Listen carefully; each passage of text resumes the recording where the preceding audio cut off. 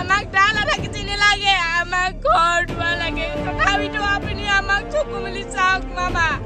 আপোনালৈ আমাৰ অনুৰোধ কৰিছো, আমাৰ ঘৰ দুৱাৰ মাটি বাৰী সম্পত্তি একো নাইকিয়া হৈ গৈছে। আপোনালোকে কিয় চকু মুদি আছে? আপোনালোকেতো কমচে কম আহক।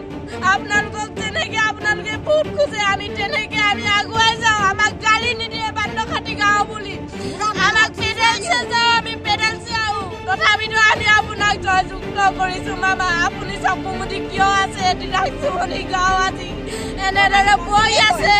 আমাৰ ঘৰ দুৱাৰ মাটি চব লৈ গৈছে।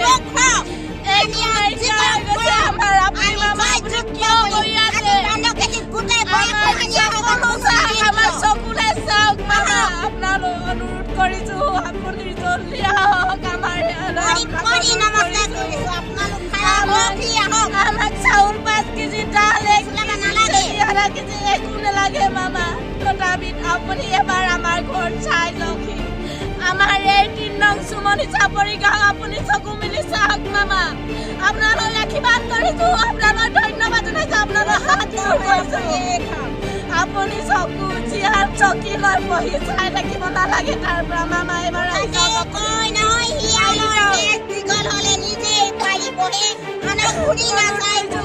আপুনি আহি যাওক। আমাক চাউল 1 কেজি, ডাল আধা কেজি একো নালাগে।